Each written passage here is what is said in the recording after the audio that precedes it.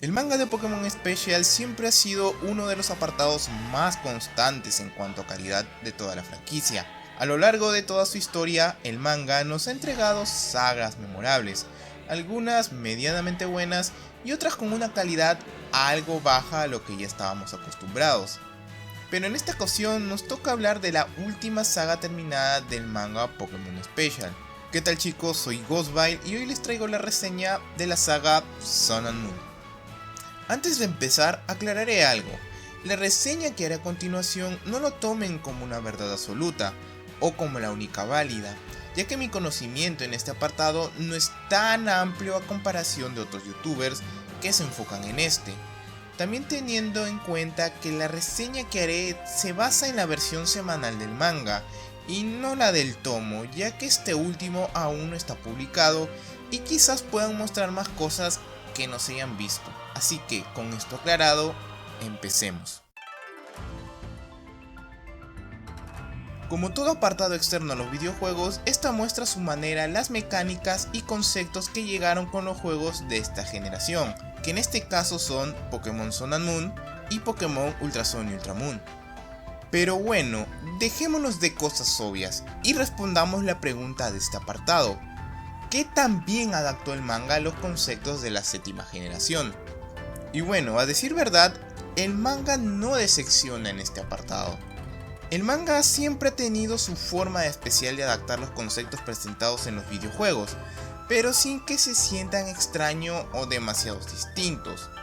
Conceptos como el recorrido insular, la región, los legendarios y los ultraentes están bien hechos, pero con ligeros cambios que les da el manga. Nombrando primero recorrido insular, si bien se presenta esta como un desafío con gran peso en la región, a diferencia de los videojuegos, en el manga lo usan como un medio para resolver el problema que amenaza a la propia región. En cuanto a la región de Alola, el manga nos presenta imágenes generales de esta, o de la mayoría de sitios importantes de cada una de las islas.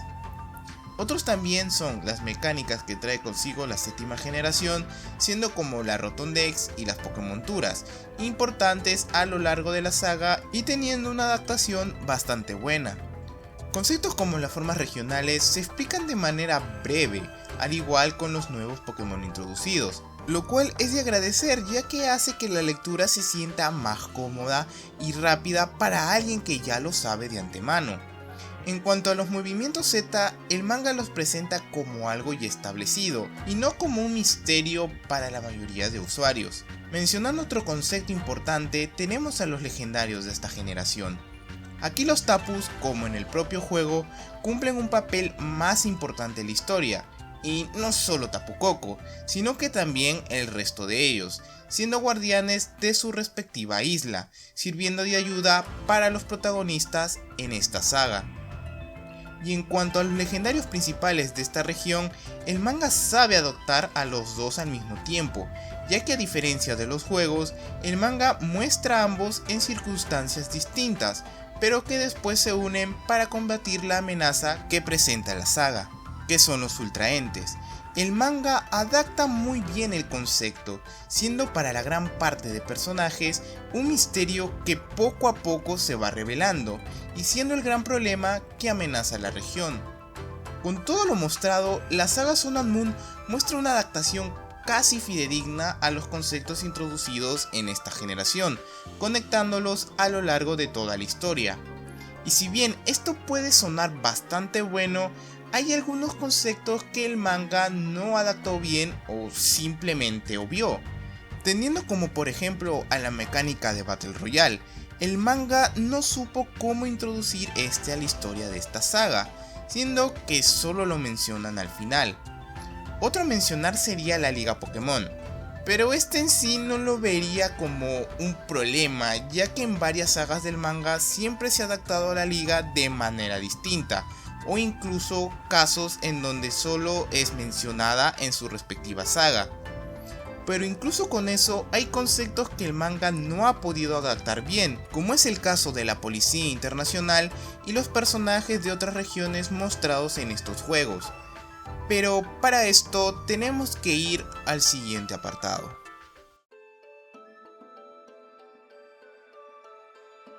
Y entramos al apartado más importante y el más largo de esta reseña. ¿Qué mejor forma de empezar en este apartado que con los protagonistas de esta saga?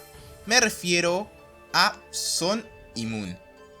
Y bueno, empezaré con Sun. ¿Qué puedo decir del personaje? Sun en general no me parece un mal personaje.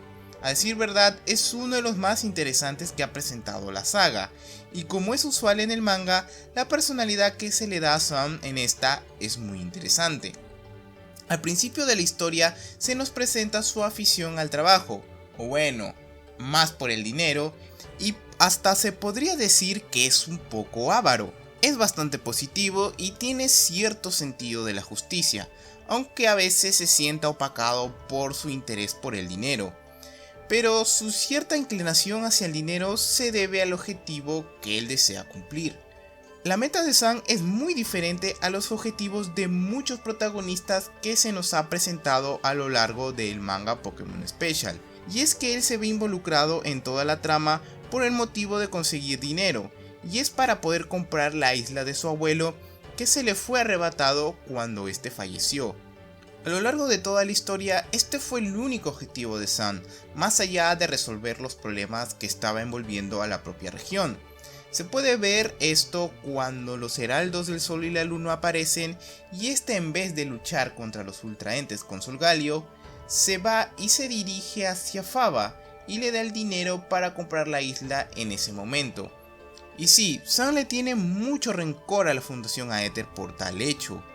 Pero al momento en que Faba le dice que era imposible devolverle la isla, el motivo de Sun desaparece, y si bien podría sonar a que el personaje decae o ya no tiene un motivo en la saga, este por el contrario tiene otros objetivos que surgieron después. Sun, en vez de decaer y perder de cierta manera el rumbo de su objetivo, trata de volver junto a Moon a Alola, y al final siendo parte clave de la resolución final, viendo que al final de la saga se nos muestra un Sun que recuperó todo el dinero, abrió su propio negocio de mensajería y piensa construir el Poké Resort de su abuelo. Y como podemos ver, el desarrollo de Sun en esta saga es regular, es decir, si bien su motivación es bastante buena, el cambio que se le dio después de encontrarse con Faba no tiene mucho impacto, es decir, es bueno porque Sun se enfoca en otras prioridades y no decae anímicamente, pero creo que pudo ser mejor manejado. Pero ojo, no estoy diciendo que sea malo, pero a comparación de los puntos de inflexión que tuvieron otros protagonistas masculinos, el de Sun no es tan resaltante o da un impacto al lector. Ahora pasemos con Moon, la otra protagonista de la saga. La primera aparición que tiene es en su llegada a Alola, pues ella proviene de la región de Sinnoh. Moon llega a Alola para hacer la entrega de un Rotom al profesor Kukui. Es ahí donde se topa con Sun. Una vez ya cruzado líneas con el protagonista, este la lleva a donde Kukui y le hace entrega del Pokémon, finalizando entre comillas su misión.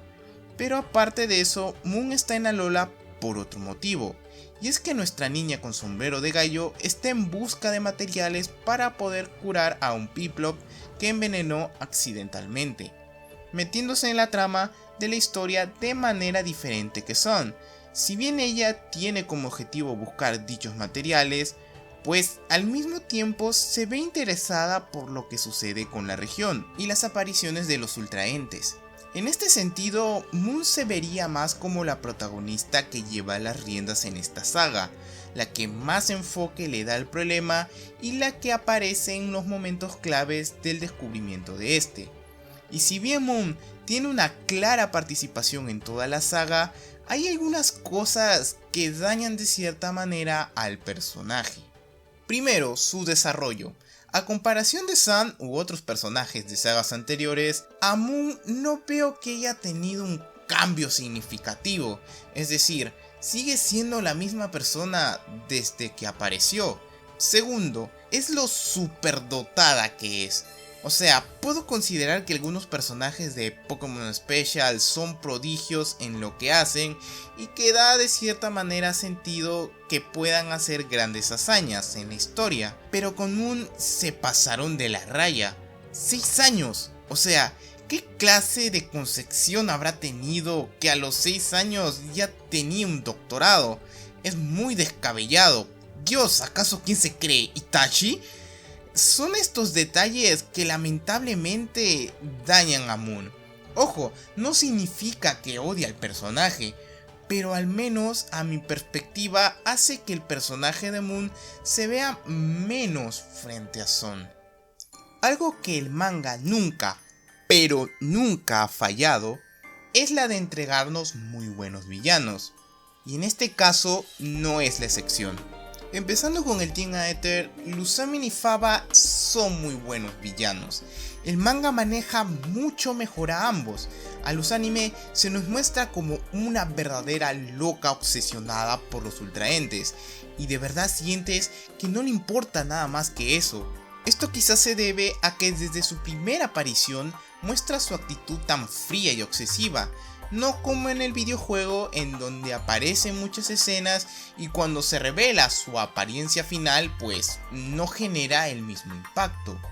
El manga te muestra que ella no se va con rodeos, pero más que sean las consecuencias de sus acciones una amenaza, su redención como personaje es casi inexistente y solo nos dan a entender que pues sigue muy grave por la fusión con Nihileo, haciendo que al final no genere nada relevante. Ahora, pasando a Faba, el manga sí que le hace justicia. De ser un bufón tanto como en el juego y el anime, en el manga Faba está muy bien hecho. El maldito es un cobarde y una basura. Su obsesión de querer adueñarse de la Fundación Aether no parecía tener límites. Y es que él es el culpable de la mayoría de las problemáticas que tienen nuestros personajes. Si esto no lo hace como el villano principal de esta saga, no sé qué lo hará. Y la manera en cómo termina el personaje es muy bueno, la verdad. Pasando a los vástagos de Lusanime, mencionaré primero a Gladio. Y la verdad que me sorprendió. Y un consejo, si quieren dar su opinión sobre cualquier producto, importa qué tan corto o sencillo sea, vuélvanlo a consumir. Y es que para mí, considero al Gladio del manga como la mejor versión de los 3 presentados en esta generación. El Gladio del manga patea culos, y no solo como entrenador, sino también como personaje. Él sabe la amenaza que representa no solo su madre, sino también Faba. Él es el único personaje que sabe sobre la situación, llevando consigo el peso de reparar o evitar los estragos que su madre puede ocasionar a Alola. Pero podrían decirme, pues claro Boswell, ¿cómo no va a cargar el problema él solo si el muy listo no quiere entrometer a nadie más en el asunto? Pues déjame decirte que esa es su problemática del personaje, y que a lo largo de la saga se va dando cuenta que no es así, que si él quiere detener la amenaza de los ultraentes, debe confiar en lo demás, quedando al final el desarrollo de Gladio y al personaje como uno muy bueno de esta saga. Y bueno, después de tan buen personaje, pasemos a Lily. No se me sulfuren, la Lily del manga me parece un buen personaje. Ella, a comparación que la del videojuego, no está presente en toda la historia.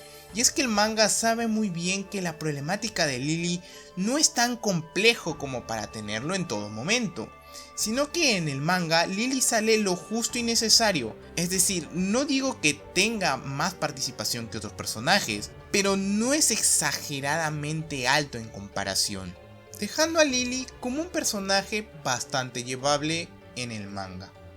Mencionando a otros personajes, hablaré sobre Guzma.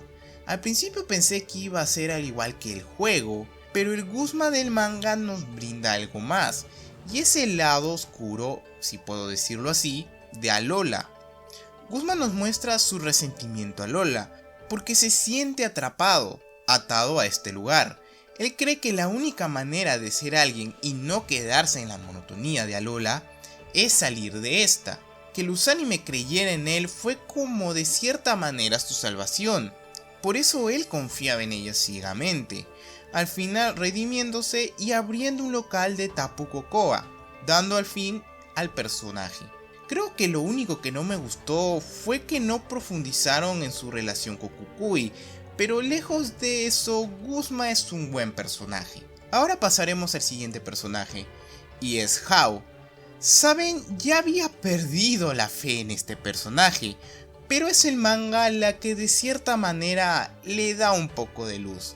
Hao acá sigue siendo el personaje relajado que adora las malasadas de siempre, pero como con Guzman, su charla con este le cambia de cierta manera su panorama, ya no queriendo ser fuerte por solo ser el nieto del Kahuna, sino más para proteger la región. Él aprende que necesita volverse fuerte, pero no por cumplir expectativas, sino porque sabe que si quiere ayudar a la región de cualquier amenaza, necesita ser lo suficientemente fuerte para poder contribuir en algo. Esto para mí hace que Hao pase de ser un personaje soso que vimos en los videojuegos o el anime a ser uno interesante en el manga. Ojo, que si bien el personaje es olvidado como para no perder la costumbre, esa conversación con Guzma y su resolución hace que el personaje sea mejor que sus otras contrapartes. Y bueno, ahora hablaremos sobre los Kahunas y capitanes. Bueno, primero tomaré a los Kahunas, específicamente Hala. A Hala se nos muestra de una manera bastante interesante, y es que a comparación de sus otras contrapartes, él en el manga actúa como un líder frente a los demás Kahuna. Es él el que reúne a los Kahunas de otras islas para averiguar y hacerle frente a la amenaza que estaba apareciendo en Alola, dando al personaje una mayor relevancia en el transcurso de toda la historia. Y bueno, acerca de los demás Kahuna, pues Olivia, si bien tiene una caracterización bastante buena en el manga, la verdad es muy poco relevante como personaje. Durante la historia no destaca mucho, quedándonos solo con la primera impresión de su debut. Pasando a Nanu, ay Dios, ¿por qué? A mí me encanta Nanu, en el juego es uno de los pocos personajes interesantes que hay, y esto se debe a su actitud que se le da. Pero ¿qué pasa con el Nanu del manga? Pues la actitud despreocupada que tiene en los juegos, el manga no la plasma de esa manera. Es decir, si bien aún tiene esa actitud relajada, lo vemos demasiado metido en la historia, contrastando bastante con su contraparte de los juegos, y siento que no es el mismo personaje. Ojo, no digo que esté mal, pero no me deja una buena impresión. Y en cuanto a Hapu, me gustó su presentación. La interacción que tuvo con San fue bastante buena, pero no siento que haya sido muy bien adaptada. Es decir, incluso en el juego su desarrollo se da de mejor manera. Acá simplemente se vuelve Kahuna por una llamada y una batalla que ni siquiera ella sola completó, quedando para mí como un personaje algo regular. Y ahora pasemos con los capitanes, y una vez más, el manga lo hace mejor. A diferencia del juego, este le da una mayor participación a esto, les da muy buenas personalidades, además de interactuar muy bien con los protagonistas. Estos no son olvidables y ayudan en la resolución final de la saga, dejándolos como buenos personajes. Y bueno, ahora hablaré sobre Kukui y Barnet. Los tomo como conjunto porque ambos cumplen el rol de soporte de nuestros protagonistas, es decir, ayudan con información o dan herramientas útiles para estos, sin dejar de lado su buena caracterización que tienen en el manga. Esto hace que, si bien no sean tan relevantes, pero son personajes con los que puedes simpatizar. Hablaré sobre los personajes de otras generaciones que aparecieron en la saga. Empezaré por la Policía Internacional. La verdad siento que desde que se integraron a la historia hicieron que esta se sienta muy lenta y tediosa. Es decir, desde que apareció Annabelle y su explicación sobre los ultraentes y sobre Laura, hace que todo se vuelva de cierta manera aburrido. Es decir, ver a Looker de nuevo da una buena impresión, pero los capítulos son tan redundantes en datos que dan ganas de pasártelos e ir de frente a la acción, dejando a la Policía Internacional como un añadido que no supieron manejar. Y si nos referimos a los demás personajes, la verdad es que Cine y Dexio tienen una buena aparición, pero alejándose un poco de su papel que tenían en los juegos. Lamentablemente son los únicos personajes externos que aparecen, ya que no podemos ver ni a Red, Green, Cynthia, Blasco, que de cierta manera aparecen en el juego. Y solo vemos cierto cameo de Colress, pero que solo se queda en eso. Y bueno, tocando el tema de la historia, este tiene un buen ritmo, pero solo hasta cierta parte. Toda la explicación y la travesía está muy bien llevado, pero después del capítulo 25, cuando nuestros protagonistas se van al ultraespacio, todo decae. La acción es casi nula, todo se basa en explicar el porqué de tal cosa y se siente de cierta manera apresurado. Así que por lo menos en la historia lo siento como un apartado regular. En conclusión, la saga Sun and Moon no es una mala saga. Mostró personajes muy buenos y que son mejor llevados que en otras adaptaciones, incluso siendo superiores. Pero el manejo de la historia y la omisión o la poca relevancia de algunos personajes hace que no esté tan bien. Ojo, no digo que es una mala saga, pero comparando esta con las ya anteriores, pues no es tan impactante. O sea, no es para nada mala, pero no te deja una sensación que haya sido una muy buena. Dejando para mí la saga Sun and Moon como una saga regular del manga Pokémon Special. Y al final, terminé la reseña de todos los apartados importantes de esta séptima generación. La verdad fue un trabajo bastante divertido y espero que les haya parecido igual. No sé si haré un resumen comparativa tanto del manga, anime y juegos, comparando cuál de los tres hizo un mejor trabajo, pero sería interesante. Tampoco sé si es que repetiré este tipo de videos con otras generaciones, ya que pues es un trabajo largo, pero que se verá más adelante. Espero les haya gustado este contenido y nos vemos en un próximo video de GD Poké, que será de la generación actual. Eso espero. Chao.